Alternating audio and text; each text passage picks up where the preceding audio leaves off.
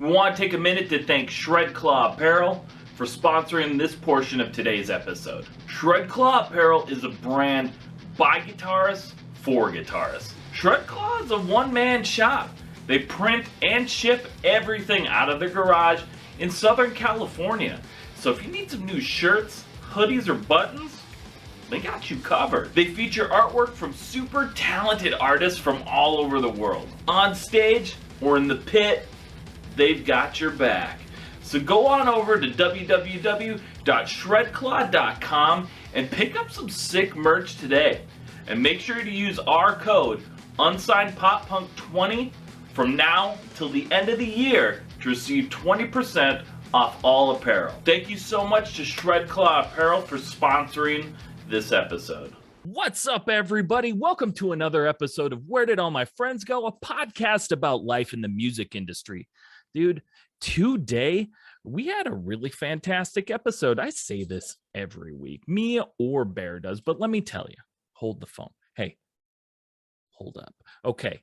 We had Thomas Ian Nicholas, the icon, if you will.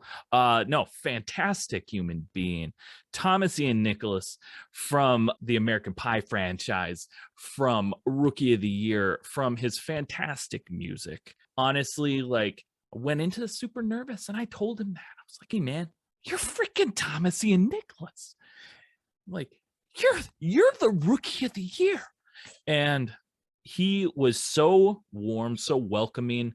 I couldn't feel any luckier than I do right now to be able to have spent the time talking to him about music and about movies. And it was just an awesome time.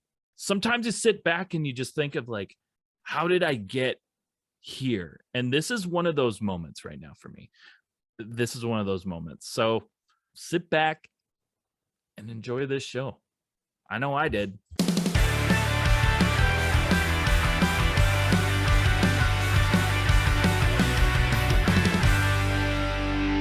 What's up, everybody? Welcome to another episode of Where Did All My Friends Go? Podcast about life in the music industry. Today, we have iconic actor, musician, and producer Thomas Ian Nicholas on the show. Thomas is widely known for his roles in American Pie franchise, Rookie of the Year, and your musical project, the Thomas Nicholas Band. Thomas, welcome to the show, man. Yeah, thank you. I thought that I was coming onto the show so I could find out where all my friends went, but I don't see any of them in there. They're not here. Not back Okay. there. They're hiding somewhere else. They're all sitting on my couch. Yeah, thanks so much for being on the show, man. This is super exciting. Yeah, thank you so much for having me. And thanks for waiting for the song to come out first. I know we initially were going to do this, and I was like, well, we should make sure the song's available because people have a hard time searching for it when it is available. It's definitely going to suck if it's not out yet. So and when I say new song, I mean my newest release, 1999, featuring Bowling for Soup, the parody of 1985. It's funny that you actually say that. I guess I'll just hop right into it because I have it written down almost word for word. You recently released your latest single, 1999, which is an American Pie parody of Bowling for Soup's 1985, which you recorded with Jarrett, right? Yes, correct. You said it much better than I did. I'm gonna send me that recording so I can use that. You got it. I got you, man. I have to write it all down and kind of write it down exactly how I want to say it. A good idea. I should probably start implementing something like that. Dude, I you got this, man. You've got this down way better than I do. Get out of here. So with that song, how did the idea for this song come to life? I only just met Jarrett last December, even though we're both on the Bowling for Soup. We're both on the Blues Traveler album, Blow Up the Moon, that came out in 2015. He's got 2 songs on there, and I've got 1. Excuse me. I'm getting all choked up just talking about Jarrett, my new bestie. Yeah, but yeah, I even found out about this song because we had him on the show a couple months back, and he had mentioned it. So that you guys were working together, and that's super awesome. Jared is awesome. We in December we became insta best friends. When I was on his podcast, Jarrett Goes to the Movies. So we watched American Pie, and afterwards we played an acoustic show, and which he doesn't normally do, but I was so excited about being on a podcast with Jarrett that I was like, gotta play a show together, man. Well, yeah. You're Jarrett Reddick. Absolutely. So he agreed, and it was just like an acoustic thing. So he starts playing, like a few songs in, he starts playing 1985. He gets through the first chorus, and because we just watched American Pie, he goes, and if you've seen Bowling for Soup, they're always like throwing kitschy one-liners out between songs and in the middle of songs. So he's like, we should sing lyrics about American Pie. But I think he was just like saying it like in that moment. Right. It would be funny. And so we tried it, and it was funny, and we failed miserably because we were trying like off the cuff, it was just an idea. But I kind of like took it to heart, and I was like, that's a really good idea. And I had seen there was other versions out there. I'm like, but that's a really good idea. Absolutely. So I dummied up some lyrics, sent him the lyrics the next day, spent like an hour on them, and he goes, oh, that's really funny, man. Like, that would be a funny TikTok. Let's make a TikTok. I go, awesome. And then another month goes by. I'm doing a charity event in Baltimore, showing Rookie of the Year, raising money for the Leukemia Lymphoma Society. Jarrett ended up playing there. I land in Baltimore. He's like, are you in Baltimore? I'm like, yeah. Are you in Baltimore? Like, what's going on? So he's like, what are you doing tomorrow night? I'm like, do you need a surprise opener? LOL. In case he said no, that you put the LOL in there. Yeah, so you have to do the LOL, right? Right, when you're asking someone for like that big of a favor. But then Jarrett being Jarrett says yes. So I got so amped up about it. I'm in my hotel room. I just record the TikTok, like unplugged, Fender Stratocaster, Acoustasonic, and like small guitar sound, but I like just throw it out there. It gets 500,000 views, and Jarrett's like, okay, man, come to Dallas. Let's punch up the lyrics, and we'll record it. And then I get there, and he's like, yeah, it's just gonna be like Bowling for Soup behind you. And then he's gonna sing the backups. And I'm like, wait, what's going on here? Like, mind is being blown. And so yeah, that's what came out. Bowling for Soup jamming it, Jarrett singing backups, Jarrett and I writing the lyrics together. And at this point now I've surprised their audiences a few times. Yeah, I watched a video. Yeah. Oh, did you see the Chicago House of Blues one? Yeah. Nice. Or maybe you saw Maryland. We were back in Silver Springs, Maryland was the first one. Yeah. I happened to be there to see Motley Crue at the Washington National Stadium on their stadium tour. And I looked at the thing. I was going to book a show, and I was like, hey man, I see you guys are in like Silver Springs, do you want to like do something fun? And Jared's like, I got this. Let me tell you what we're doing. And that's what we did. It was awesome. So I'm going to be popping in throughout their tour with Less Than Jake all summer long. You never know what show I'm going to show up at and sing 1999 with the band. Hell yeah. That's awesome. That's like, and Jared's so fun with that sort of stuff, just comes up with, he's an idea guy. He is. He's also like the nicest human being on the planet that I think I've met in like 42 years. Dude, I agree, because the reason I even met him was because there was this like pop punk group on Facebook, and he just apparently randomly joined it and then just started chatting with people in there, and like, he'd comment on people's stuff, and everyone's like, that's not Jarrett from Bowling for Soup, and he's like, yeah, it is. And we're like, okay, fuck you, dude, whatever. And it was him the whole time. And now like he does so much stuff like within that community, and there's so many people just even from that like Facebook group that he's impacted and done stuff for. He's just like that kind of guy, and it's awesome and rare to find. Yeah, it is very rare and very awesome. I agree with both of those sentiments. So currently I saw that you're working on your 7th studio album. It's going to include artists such as Jarrett Reddick and Tom Higginson from the Plain White T's and Ace Enders from the early November. Are you able to give us a little more insight on that? Like what's coming? What can we expect? Well, basically, I mean, I've always done collaborations with other artists for my songwriting, and those have been some of my favorite songs. And so I was kind of just trying to figure out, because I did 5 original albums. Album 6 was the Frat Party album, which was is fantastic. Thank you. Yeah, all the covers of my favorite songs from the American Pie movies. In fact, oh, go ahead. I was just going to say, like, when I originally stumbled on Stifler's mom just sent me, I just thought it was so fucking funny. I'm like, this is great.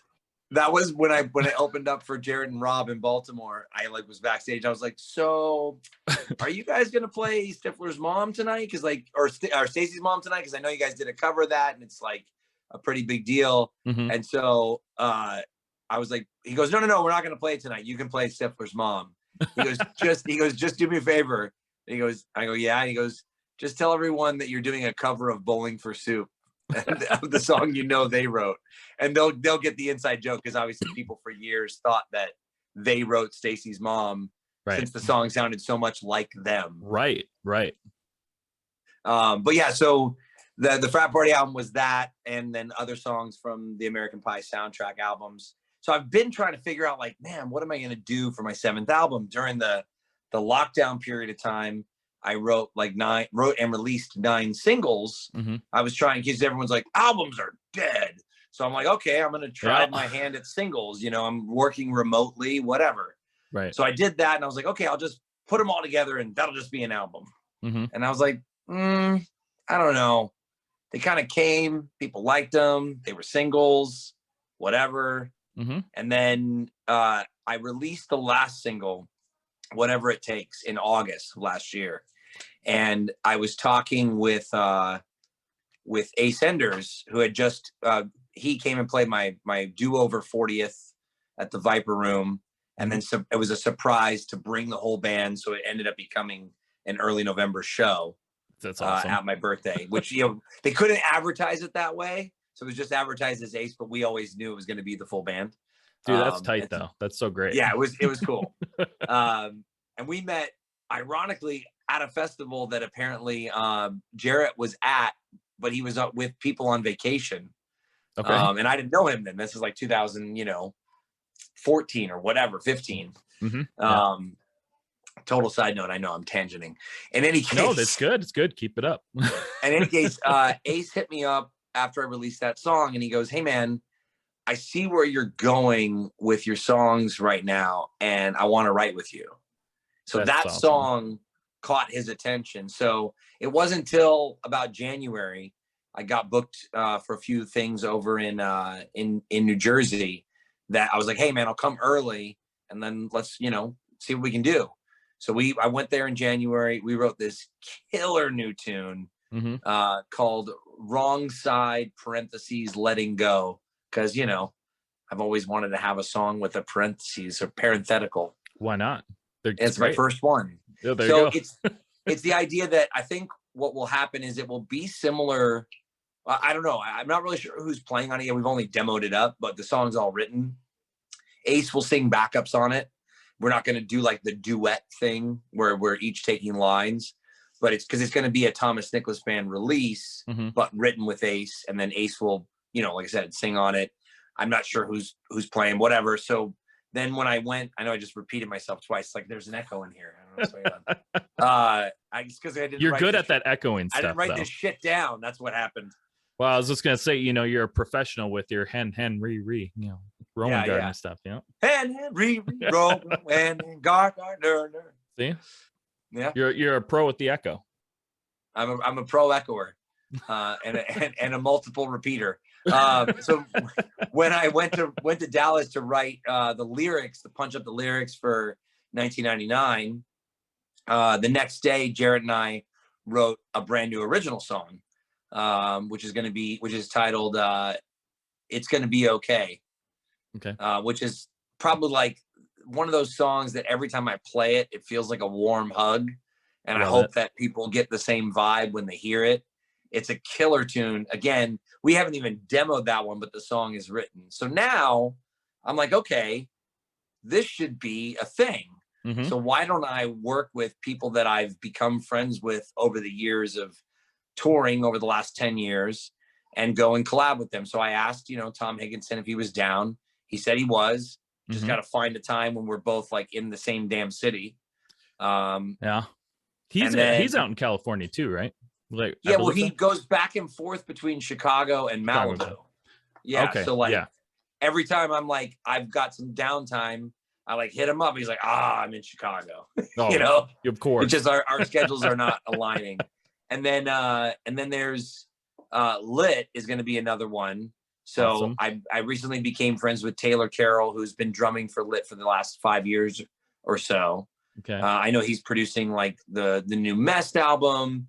Nice. And he's produced some tracks for his girlfriend Diamante. And so I really want to write a song with him and the other boys from Lit and get, AJ and Jeremy on there and Kevin, somehow, some way.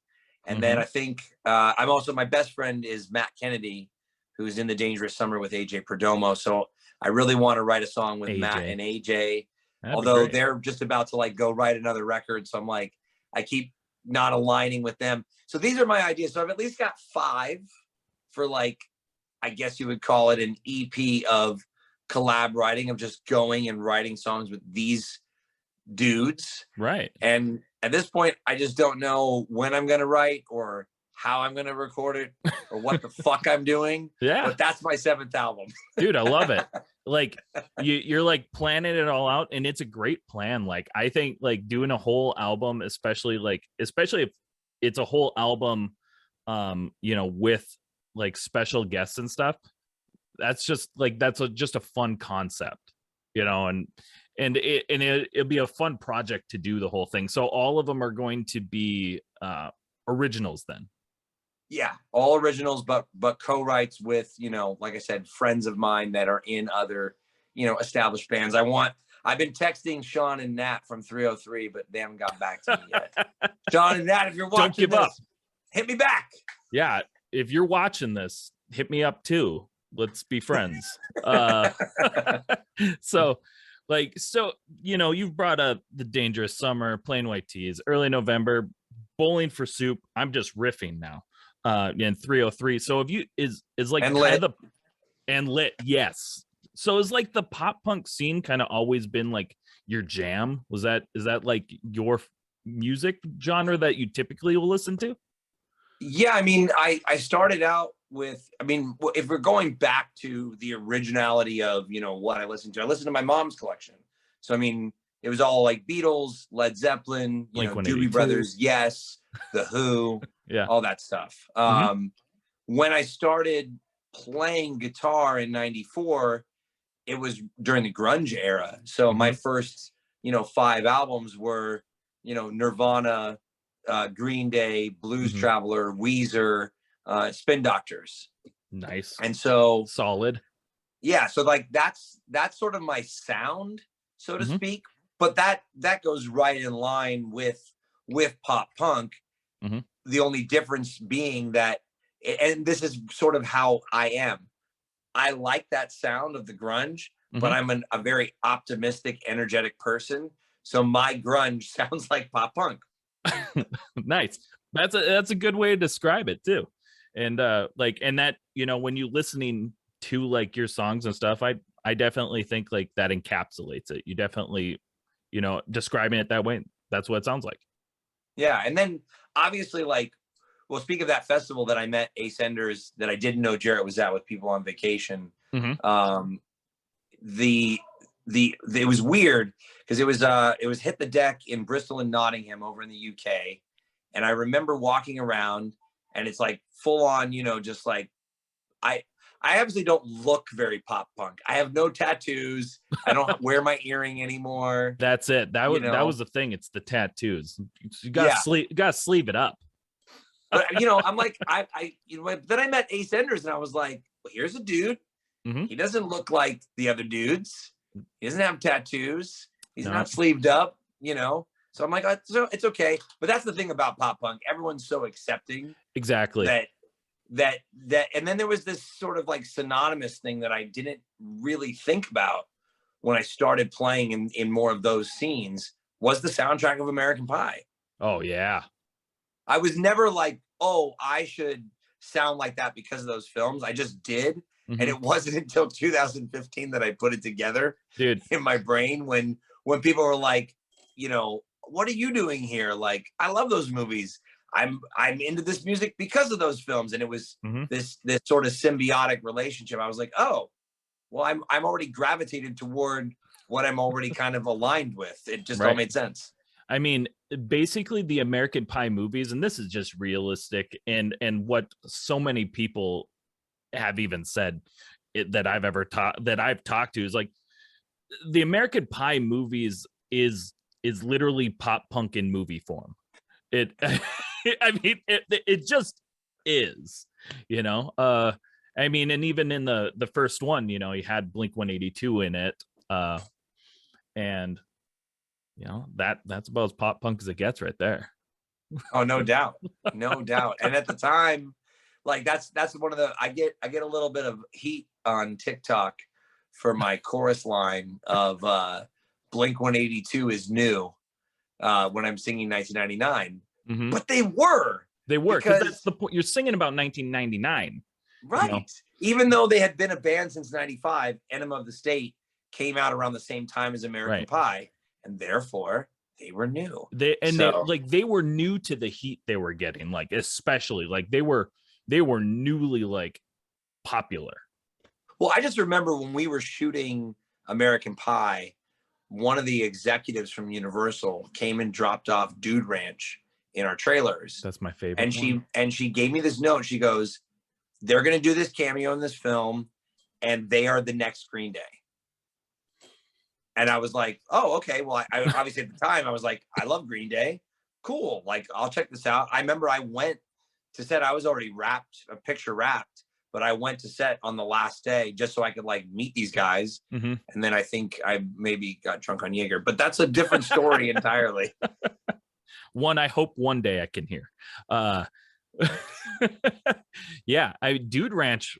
I mean, that was my first like. I mean, I listened to Green Day and stuff like that, obviously, and then Offspring, who's, you know, was pop punk as well. Oh, dude, Offspring was my first concert. Nice. Mine was New Kids on the Block. And I'm so proud of that. So like, here's a crazy story. Like, so I remember I used to DJ with my brother.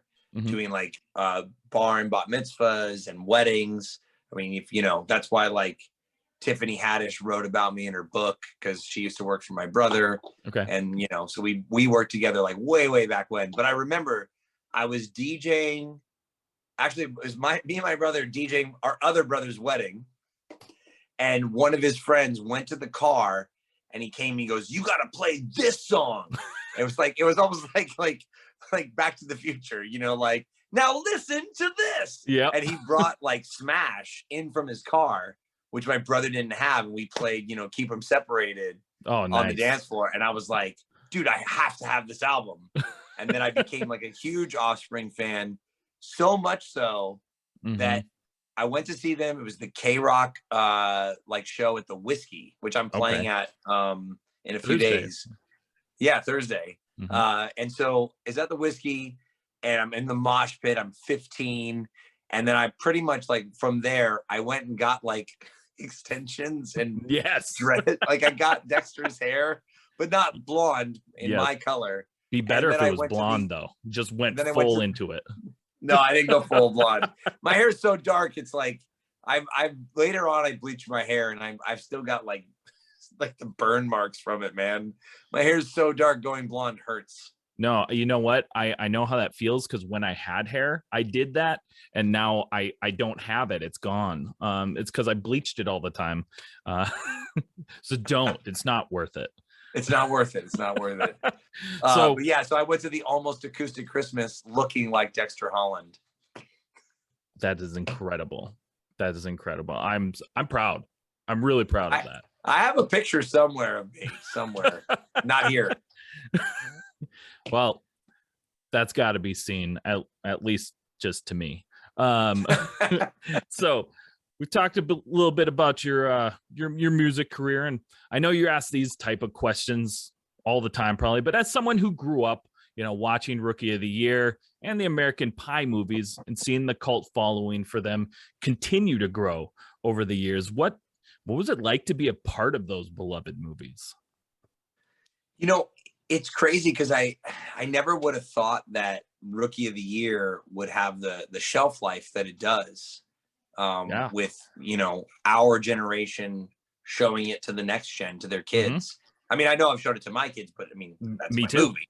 But that's what I mean. Like, I told my son that I was interviewing, the rookie of the year, and he was like, "What?" He's like, and I'm like, "Yeah, man." And he's like, "Dad, you're like really cool." I'm like, no, I'm not cool. He's cool, and I'm gonna talk to him. Oh, that's amazing. Like I said, I never would have thought that it would have this, like, this longevity, and that it would still, that kids even today, I mean, it's amazing that with the speed of the film, there's some slower moments. It's not that fast pace. It's not, that newer entertainment, and that I'm still meeting like 10-year-olds and 5-year-olds that are like just loving this thing. Right. So that's just amazing. And then, American Pie is the same thing. I never would have thought that, we were going to do 4 movies, or, that it would be, a $2 billion franchise. Right. Who knew? I didn't know.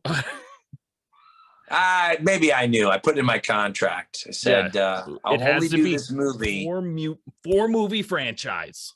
Yeah, well, I blew it because I should have said 5 movie franchise so that we could do the 5th one. So I'm sorry. Yeah, well, I mean, you can't win them all, and who knows? Maybe at some point, you can do like American Pie in like the nursing home. That one, I got the dibs on that one. That's American Geriatrics. Yes, I was gonna say it could be kind of like Grumpy Old Men.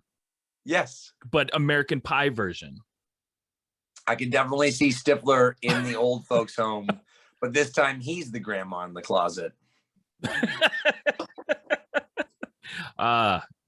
would definitely be the old guy with like the 20-year-olds.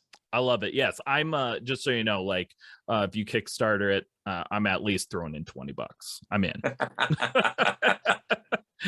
So, with that, you've had like an extensive acting career working on both movies and TV shows.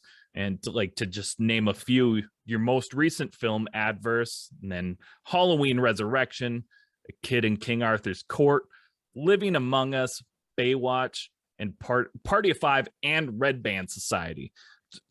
Aside from your roles in American Pie and Rookie of the Year, what would you say are some of your favorite roles that you've played? Well, starting with the most recent, Adverse is one of my favorite roles that I've portrayed to date. It's very different from me.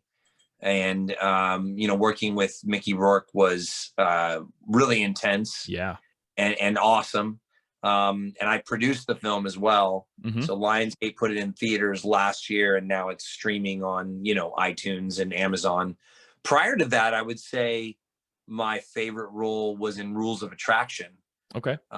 Which I've done 3 Jarrett Goes to the Movie podcasts now. Nice. Now that we're besties. And we did American Pie, Rules of Attraction, and Rookie of the Year. Okay. And I mainly talked him into Rules of Attraction because working with Roger Avery, who, wrote Pulp Fiction with Tarantino and came up in the video store circuit with Tarantino. Yeah, that was an amazing film experience, and my first time getting to do dramatic improv. Okay. See, so like you don't need the script. You've got the improv stuff, man. You don't need the script. I need the script. Improv's not my strong suit. Well, but it's always the thing when you're talking about like the newest thing you've done that I'm not succinct in how I talk about it. I can talk about like shit I've done 20 years ago, and I can be like, I got my quips down, man. I've been like delivering them for a while. Exactly. But the single just came out like, 2 weeks ago. So I'm like, tell us how it came about. I'm like, I played a guitar. It's on the internet. Oh, yep. It's on the TikToks. Yeah, you guys TikToks, right? On that face page. Mm-hmm. That's, I mean, I'm that's more. Go. Listen, bro. I'm adding you to my MySpace top 8. Okay. Yes. Fun. Yes. Dude, MySpace. I wish we still had MySpace, but maybe even my Friendster top 8. Stop it. That's enough out of you. Oh shit. Dude, MySpace was so great though. Like, what a game changer. And then to like be like taken over kind of like by Facebook that didn't ever like do the same thing. Right. Well, there's no real music element. You know, TikTok is the first thing that kind of came around and resurged the music side of things. I know, like, you can add music on the stories to you know, and to things on Instagram and to your posts and all that stuff, but there is a viable music element to TikTok where it's like you're just ready to soundtrack any video you make, to the point where sometimes I've posted some stuff on TikTok, like when I'm on the road and I'm like, I don't remember choosing that song. Have you ever done that where you like accidentally put like some really like inappropriate song over something? I've done it. My TikToks are just typically just so cringy. It's just like, oh, I see how old you are. And I'm like, oh, shit. I'm just trying to be hip, guys. Come on. Well, that's all right. I spent like a year on TikTok, you know, failing and flailing. And then it wasn't until what was it? Drew Barrymore and my gosh, Alicia Silverstone. Oh, okay. Mm-hmm. They did that like "What's My Name" video, and that was like my first like viral. I did that, and then I did the Simple Plan one, nice. where I'm just a kid and I turned into Henry Rowengartner, and I was like, I've arrived at TikTok now. That's perfect. See, I kind of capitalized on something similar. I don't remember what it was though. But it was like one of those like your name ones. I think the first like viral-ish video I did was I capitalized on like the girls that do like the sexy reveals, you know, when they're like hold up a blanket and then they're like, and then it does the pop and it's like they're in a bathing suit or something. I did that and I like held it up and then I dropped it and I was like, no, you dirty boy. And like people thought it was funny. I'm like, you don't want to see what's under here. Get out here. So you've worn many hats while working in the entertainment industry, from actor, producer, director, and musician. What do you feel you enjoy doing the most? And is there anything that you haven't done yet that you still wish to do? Yeah, I mean, I my favorite part is still being on set, and whether that's, you know, whether I'm producing or acting or both, like just the energy on set is like, that's my spot. That's like where I love to be. That's like the equivalent of being in the studio, you know, recording an album with the band, you know. But some people find those moments kind of tedious or boring. That I thrive in that energy, in that environment. Yeah. As far as things that I want to do, I've had a back burner project for a while, which is a kids music project that I've had like literally on the back burner for 10 years. My cousin had written a couple of kids songs that first like got me into like writing, or first worked with me in writing songs. I wrote my first album, sort of half of it with him. He was my first collaborator. And I thought, oh, you know, in honor of his memory, because he passed from MS like some years ago, I was like, I should do this kids album. And I wrote a few more songs, and I was like, you know, it's going to be really weird if I release a kids album before I'm a dad. So I was like, okay, I can't work on this until I'm a dad. Now I have 2 kids that are 10 and 6, and I have not released this. Well, now you don't have time because you have kids. Right. Now I don't have time because I have kids. It's totally true. I'm like, this would be weird and creepy. And now I don't have time. Yeah. See, like, that's funny that you mentioned that. So if you ever need any help, you let me know. Cause I always thought of like, once I had kids and stuff, I was like, how fun would it be?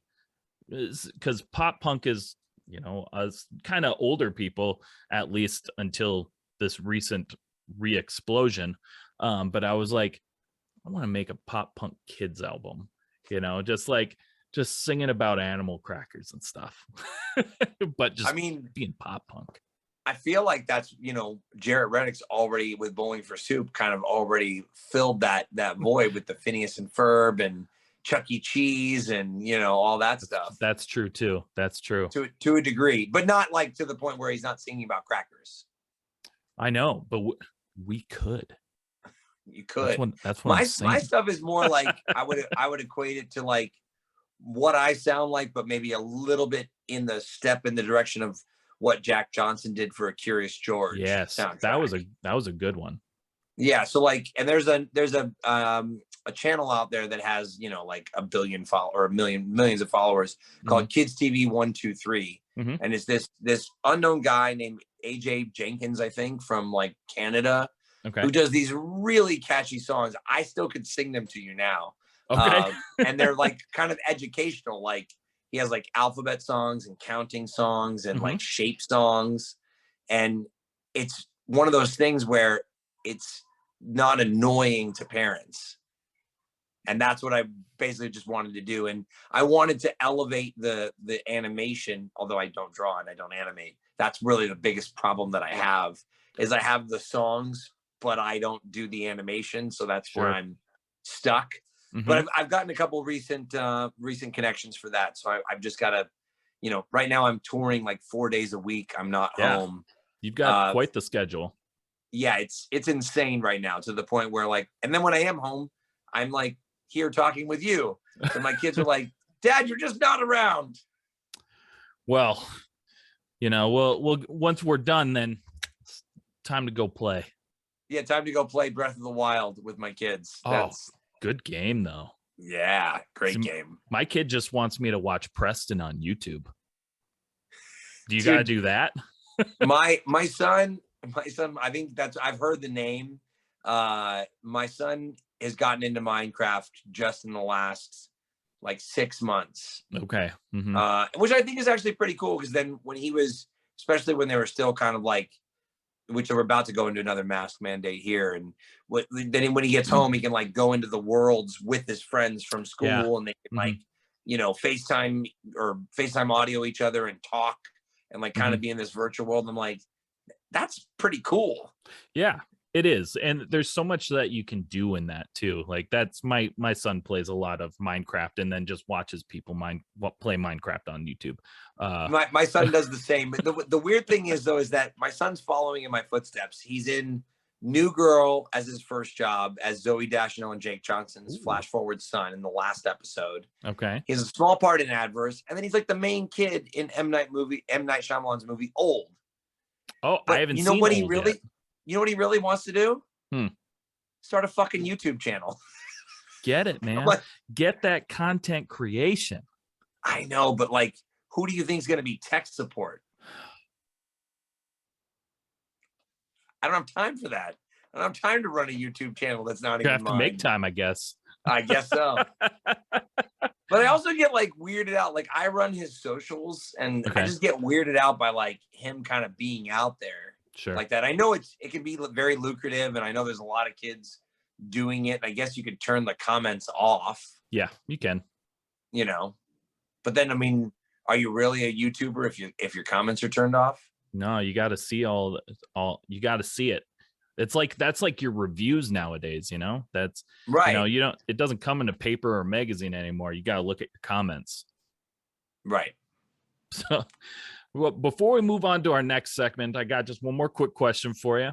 If you could give our listeners a piece of advice that you know now that you wish you knew, like when you were first starting out, and that can be whichever you prefer, like music or acting, what would it be?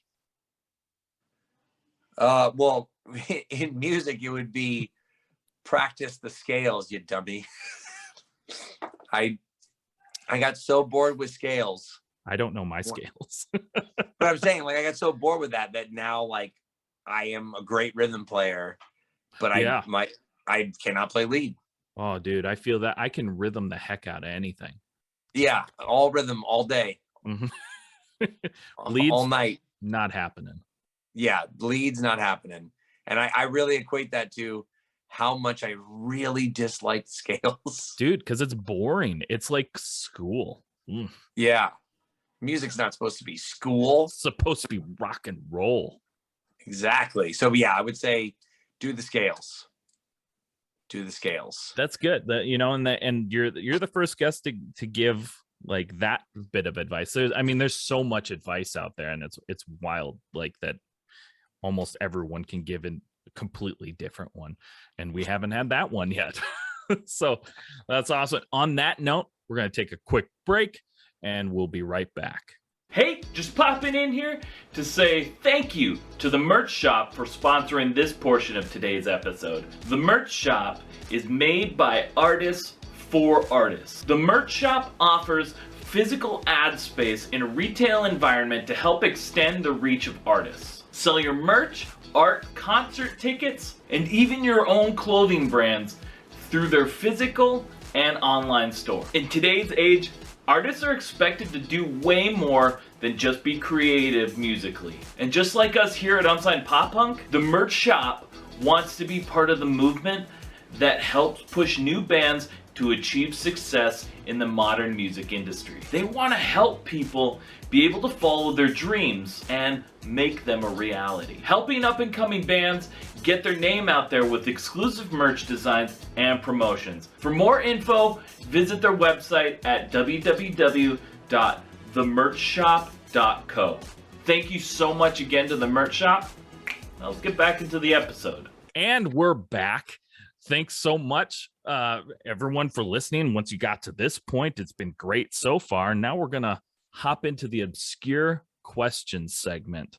And they're really not that wild. Sometimes they get wild. Not this one. Not this one. It's the very lightly obscure question. Lightly obscure, because sometimes some things can get really like we had a question on an episode that was about I was just like, hey, do you think dinosaurs were real? I was just being a goofball. And then it kind of went sideways because, somebody was saying, nope, I don't think so. And that kind of concerned me like a lot.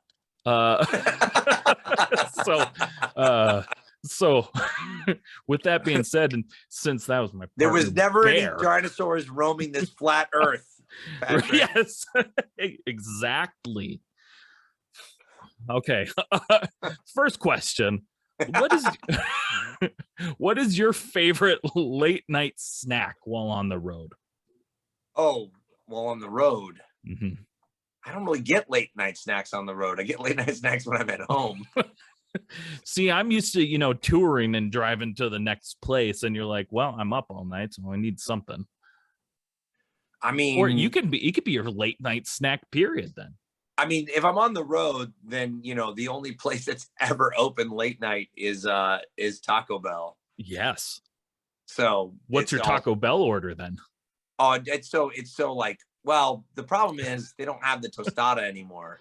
Okay. They discontinued the tostada, it's a very sad day because that was always like one of my go-tos. Oh. It was one tostada, 2 crunchy regular tacos, and 2 bean burritos. That was my thing. So now I have to have a folded tostada known as a third taco. Oh, okay. I'm a what is it? The cheesy gordita crunch kind of guy. There you go. That one, or the Doritos Locos taco. I like that flavor blast. Yeah. I like to be just kicked in the face with flavor. Next question. This one kind of, my brain went a little, on a journey here.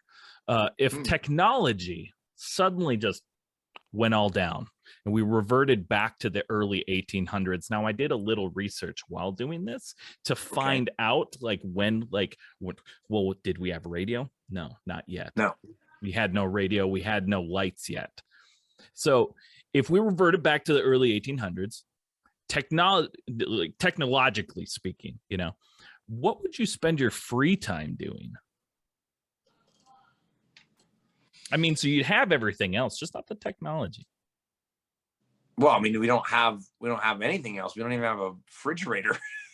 Well, it's true, but I mean, like, you've got the latest. You've got like books. You got the Da Vinci Code. You could read that. You know, my son read the Harry Potter book series, like all 7 books. It's 7 books, right? 8 movies, 7 books. 7 books, yeah. He read that when we or went. 8, actually. No, it's 7. It's 7. They made the last one into 2 movies. Yeah, but what I was gonna say, there's technically like the 8th book, which is The Cursed Child, which was like a play. I only know that because I have it and I read it. Yeah, my son was just talking about that recently. I don't know. He's like asking me to buy it for him. It's a tough read. My daughter didn't like it because there's a script. He'd probably do it. When I tell you this, he was 8 turning 9 when we went to the Dominican to shoot Old. Mm-hmm. And so we got him the book series, you know, as like hey, this is something to do while you're traveling. Right. He read all 7 books in less than 2 weeks. Dude, I can't read a book in that much time. During the 2.5 months that we were there, I read 1.5 of the books. So I feel you. Dude, kudos. I am such a slow reader. I think the fastest I ever read a book was I think I was like 16 and I read Sphere by Michael Crichton in a weekend because that's all I did though. Right. Oh yeah. But see, books are wild for me. Like I remember, man, 15 years ago, I read this like book about a magician. I think it was Carter the Great. Okay. And I was dreaming about this stuff. Like I was like waking up in the middle of the night, like talking about the characters in the book. When I read a book, like I get involved. You're just immersed into it. Yeah, kind of like similar to how people binge watch a Netflix series. Yeah.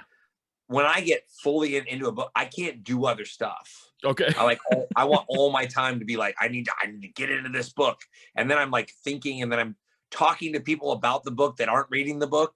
And they're just looking at me like, what are you even talking about?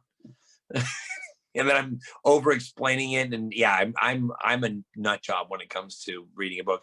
What would I do in my free time? I would do what I don't have the time to do now, which is sit around with my friends, drinking beer and playing guitar. That's a good one. For a second there, I thought it was going to go a different direction, just sitting with your friends, drinking beer and playing Dungeons and Dragons. But that's where my brain went. That or video games, but yeah. But you can't play video games. We don't got it. Right. We don't have video games. But we had guitars though. We did. Well, I mean, we still do. I mean, you got acoustic. Yeah. I mean, because we're not going back to only things from the 1800s. We just don't have the technology. Right. So now we just have this closet that was once known as a fridge. Mm-hmm. Yeah. It's extra pantry space. It's your hat box. It's for your hats. It keeps them nice and dark. I don't know. Okay. If you can, I wouldn't want to wear a hat that I put in a fridge that suddenly lost electricity. P.S. Well, I mean, it's clean, right? You know what that fridge is going to smell like? Have you ever smelled a fridge that smelled good that was turned off? No, you know what? That's fair. Because they never. Every time good. I've moved, you're like, I'm going to take the fridge, and then you're like, we should get a new one. That's true. I think that the best use I've seen from a not working fridge is when Indiana Jones used it to avoid a nuclear bomb. Yes, because that's in realistic. The fake town. That's real. He did that. That's practical effects. If you could do anything you wanted with no responsibilities and nothing would go wrong, what does the perfect day look like to you?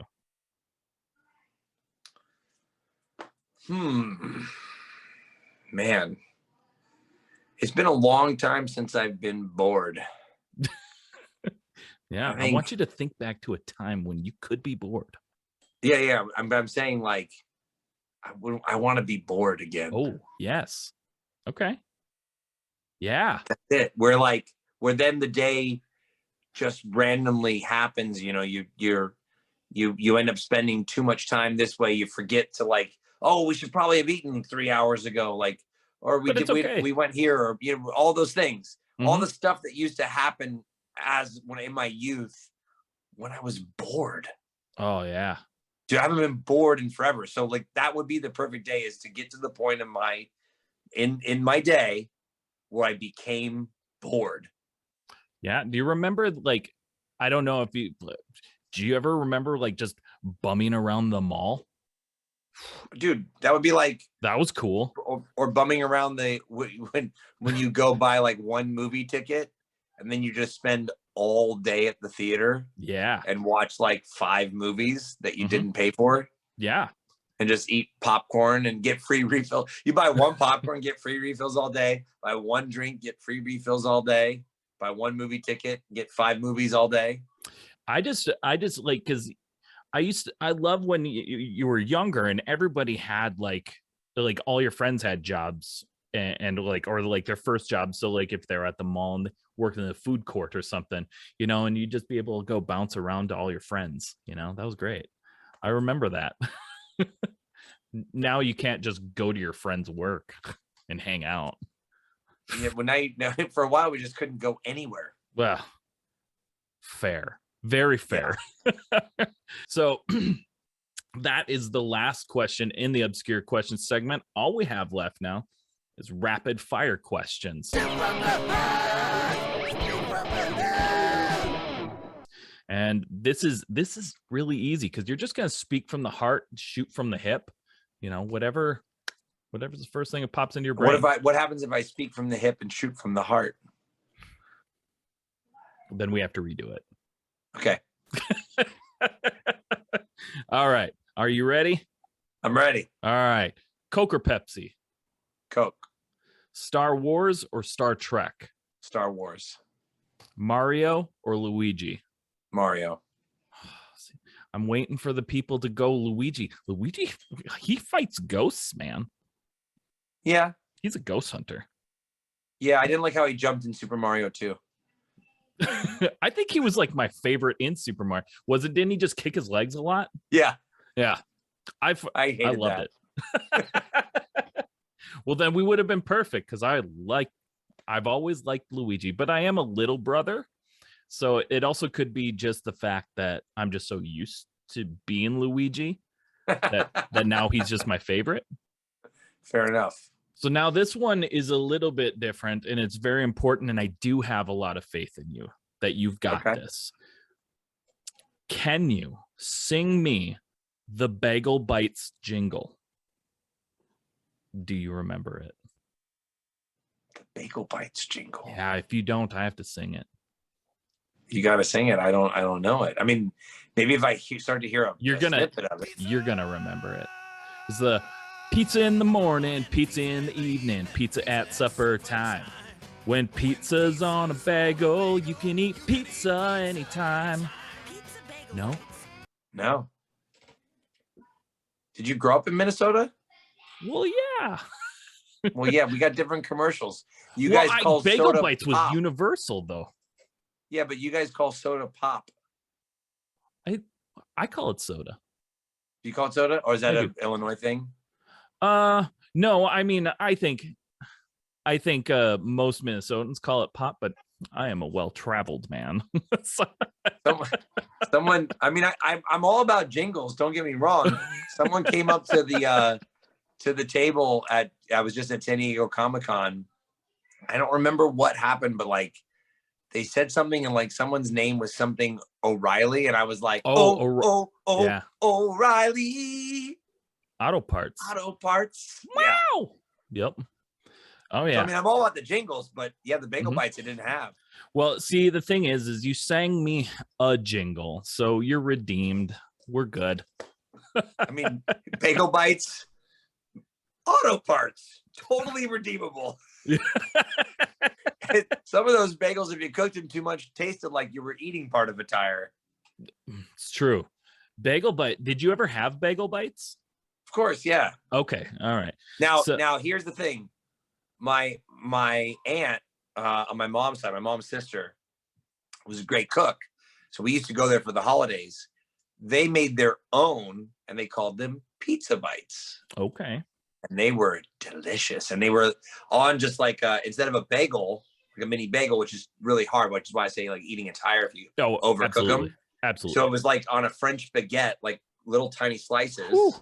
That's fancy. And then just like the goop, but it was like pizza sauce and Velveeta. Oh, dang. Yeah. Pizza bites. That sounds good. See, when I was a youthful lad, I just used to make nachos in the microwave. I don't know if you ever did that, but you get the chips, just pour it on a plate, and then just put some Kraft singles on top, microwave it. My go-to at get home from school in elementary school dish was a highfalutin top ramen. So I would take the top ramen, right? Mm-hmm. Get that all boiled out, drain that water out, mix in the spices, and then add canned chicken of the sea. So then it was a chicken pasta dish.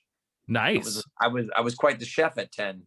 I can see that. See, my go-to one was not very healthy. My mom used to get waffles from like Sam's Club or Costco, and it like just one of those big wholesale places.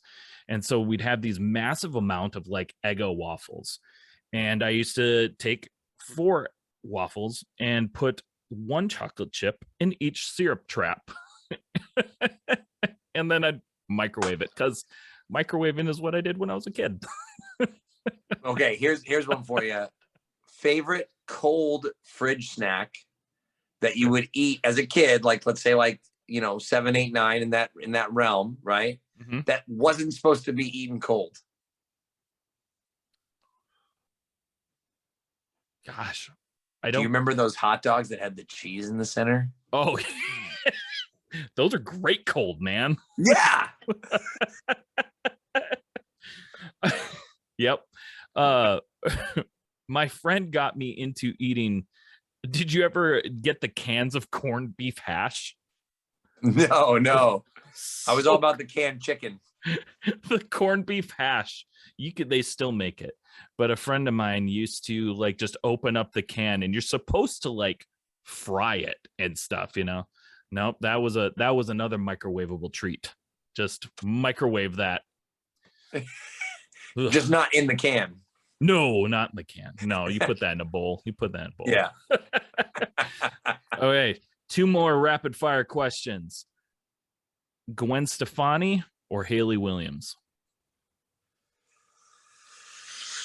Gwen Stefani.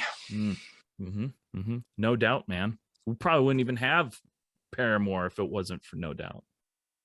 I mean, I probably listened to Return to Saturn for at least 6 months in my car when I first got it. That's a great album. Yeah. Mm-hmm. I mean, I'm a Tragic Kingdom through and through. It still slaps. I mean, it's a good one. Good one. Last one. Oh wait, it's not the last one. It just cut my page off. Hard shell tacos or soft shell tacos, and I think you already answered this. Well, I mean, yeah, it's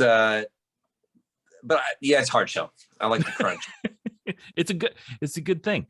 I like hard shell. I prefer soft shell tacos, but to be honest, like I don't crave soft shell tacos. Like I'll be like, oh, it's what I prefer. But there are times when like I'm dying for a hard shell taco.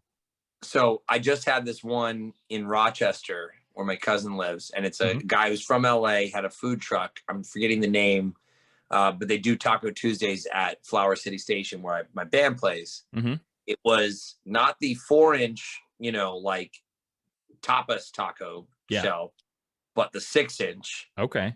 2 of them, cheese melted in between the 2 tortillas and all the meat inside. It made me almost want to like prefer soft shell. That one. That one gets a chef's kiss, huh? Mm-hmm. Well, if I'm ever in the area, I'm going to have to try that. Last question now. Sum 41 or yellow card? You know, this is a tough call because I do like Ryan as a person. Mm-hmm. But I mean, I but I'm more of a Sum 41 guy. I mean, I did cover In Too Deep on the Frat Party album. You did.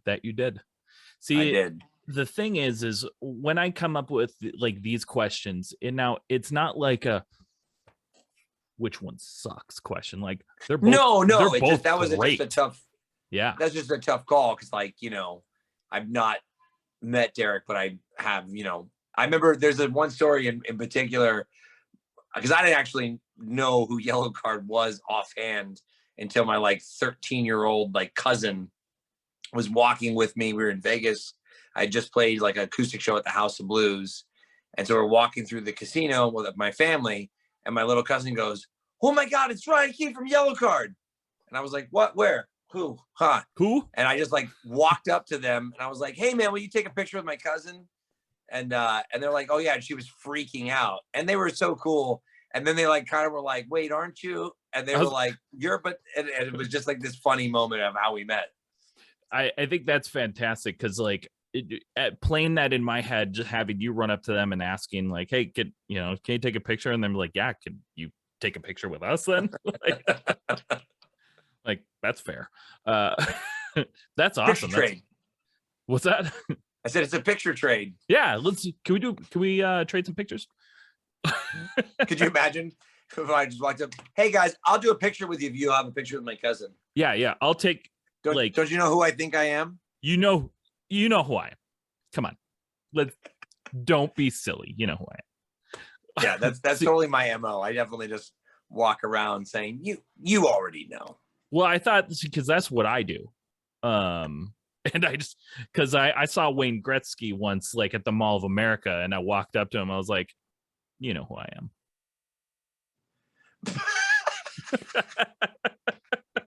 Actually, no, that interaction was significantly different. It was me screaming, "Great one," at the across the mall because it was a long time ago. And I ran up to him and I said, "Thank you for hockey." And then I ran away scared that I just brushed graces with the greatest hockey player of all time. Probably my funniest interaction recently was from a kid who didn't know who I was, but I was wheeling a case that had my band name on it, Thomas Nicholas Band, through an airport. So I'm waiting for my guitar player to pick me up, and this kid comes up. He goes, "Hey man, I saw your name on your case, and I Googled you, and I saw you had a Wikipedia page. That's pretty cool. I just wanted to say hi." And then I was like, "Hi." And then he's like, "Okay, well, it's nice to meet you." Then he walked away. That was it. And then he did also say, "And I saw you worked with Mickey Rourke. That's pretty cool too." And those were the things. And I was waiting for and I was I had taken a red eye. I looked like crap. I was like, "But he made the time." Then he just "Nice to meet you." And he just took off. And I almost was like, "But don't you want to take a picture?" I prepped myself mentally to take a picture. You take my picture with me. Can I just take a picture of you so I can tell everyone this story? Absolutely. You didn't know that it was the Wikipedia page that really did it for you. Yeah. Well, to be fair, you can't just go and create one. It's not a YouTube channel. It's not a Facebook page. It's true. You can go create one and you will be thrown off of it tomorrow by all of the, Wikipedia aficionados. It's true. Because they've got nothing else to do but to look up if Patrick Tarnowski has his Wikipedia page. They're like, "I've been waiting for this day. Waiting." You're not even allowed to. You can't even edit your own page. Yeah, I know. I don't know anything about Wikipedia, but I don't think I deserve a Wikipedia page as of yet. Maybe next year. I once went on there to just correct a misspelling, and I got like reported for being me, just correcting like a misspelling of like my mom's name, you know? Yeah, like, hey, you knock that off. Get off of here. I know who you are. You can't touch your own page. I will correct this for you. You come to me for corrections. Yeah. That's how Wikipedia works. Oh, you gotta be careful. They're angry. And then every year you get asked for $1. Yeah, or more. No, the founder's like, now's that time of year again. If you could just help us keep going by giving us $1. Yep. No, I see it. I see it all the time. Isn't it? Like, yeah, I don't know. That's the thing. So I broke there apparently. So that's it, man. Like, you finished the podcast, you did it. Now's your chance to let everybody know what you got going on, where they can find you. What's next? Yeah, my social handles are pretty easy. My name's too damn long for social media handles, so I go by the acronym TINBAND, TINBAND, and that's on, you know, my that's the website name, Instagram, TikTok, Facebook, YouTube, Snapchat, wherever, whatever, Twitter. I mean, I must be missing something. But if you're searching my music, you got to search Thomas Nicholas Band. Mm-hmm. Otherwise, you'll never find me, apparently. And as far as upcoming projects, we've already talked about my writing for the 7th album. Mm-hmm. And then I just got the funding for a development on a new project. I can't say too much about it, but we're developing a project for a studio, a feature film. Nice. That will be kind of a new one, kind of like action, maybe an element of superpowers, but it's not like a Marvel thing in any way, shape, or form. But it could be its own franchise. You know, so that's that. And then there's the other crime dramas that I'm producing that are also similar to Adverse. So all right, a couple of them are getting off the ground here pretty soon. And there's a couple TV shows, and I don't know, between my kids, my music, and my films, I basically just drink a lot of coffee. Nice. I don't ever sleep.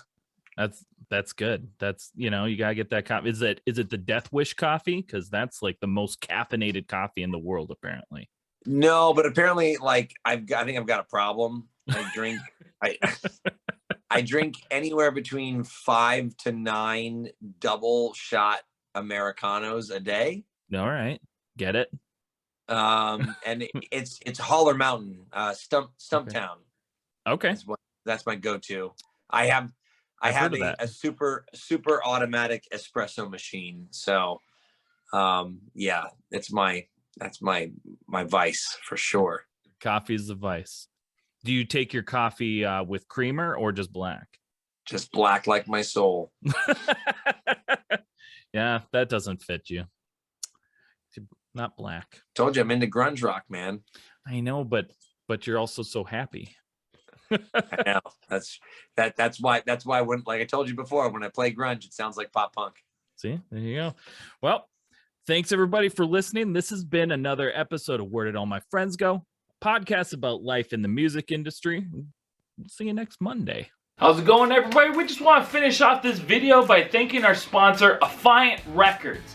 Affiant Records is a boutique rock, alternative metal, and pop punk record label dedicated to supporting bands' growth and artist development. Founded by music industry attorney William J. Metzger, Affiant Records operates global marketing and distribution for talented and accomplished artists, bands, and musicians. To find your new favorite bands, keep in touch by following Affiant Records on social medias at Affiant Records. To learn even more, visit www.affiantrecords.com. Thank you so much for checking out this week's episode.